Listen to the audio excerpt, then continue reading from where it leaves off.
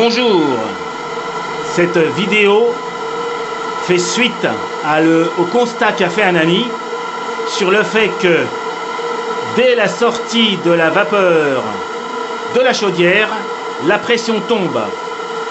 J'ai monté mon petit ensemble de travail avec un moteur d'exemple. Alors j'ai une vanne ici qui fuit, qui n'arrête pas totalement la vapeur comme vous le constatez.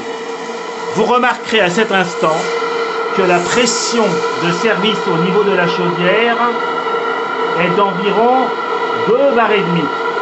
Or, à 20 cm, alors que rien d'autre ne la contrarie, si ce n'est cette petite fuite, je constate déjà une petite différence, puisqu'en fait, je vous ai dit, ici, 2 bars et demi, presque 3 bars, et ici, presque à l'arrêt, 2 bars et demi à peine. Déjà, on a perdu quelques centaines de grammes, alors qu'il ne se passe rien. Je démarre la machine.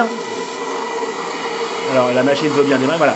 Et quand la machine démarre, donc je consomme je consomme la vapeur. Vous remarquerez que la pression reste encore aux alentours des 2 bars et demi, mais qu'ici, elle est déjà tombée à 2 bars.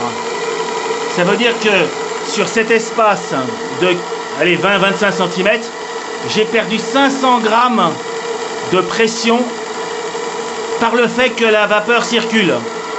Alors mes compétences et mes connaissances physiques ne savent pas forcément expliquer ce phénomène, mais simplement je le constate, et si parmi vous certains savent me l'expliquer, eh bien écoutez, je serais ravi de le savoir.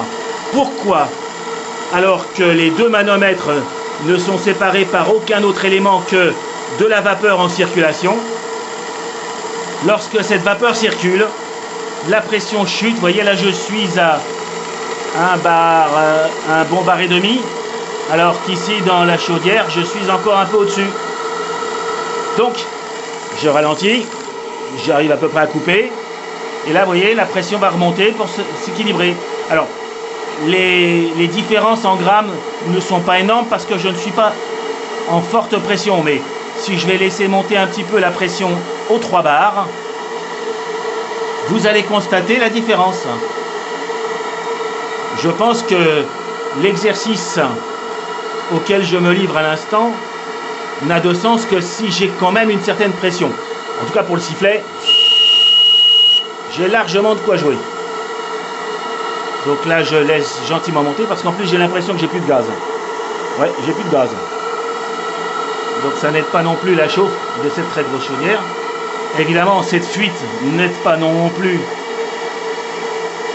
mon expérience, mais je constate alors à l'instant que j'ai 2 bars et demi au niveau de ce manomètre,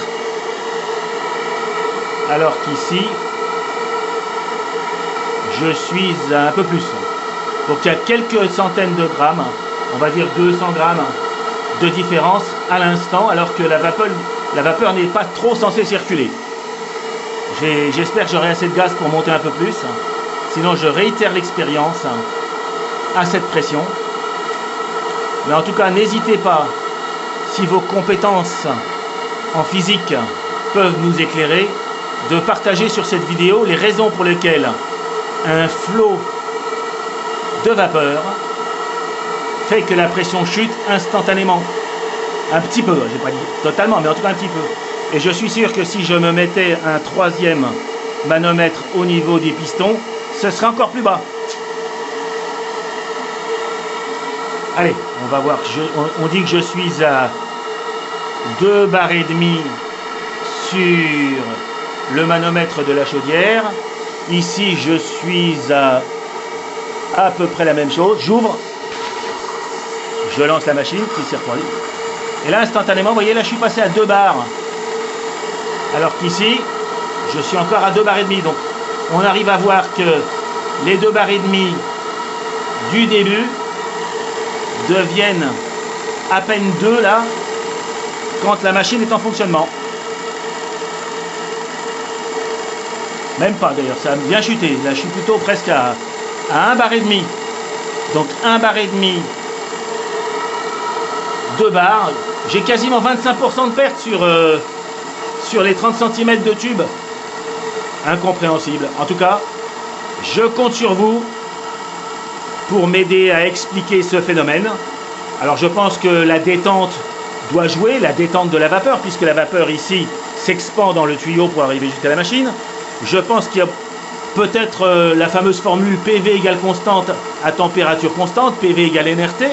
Alors peut-être que le fait que le volume augmentant à température équivalente, puisque là j'ai bien isolé, eh bien c'est la pression qui diminue. En tout cas, je resterai extrêmement modeste sur la réponse, parce que je ne l'ai pas. Et je ne vous quitterai que sur le... Au revoir les amis.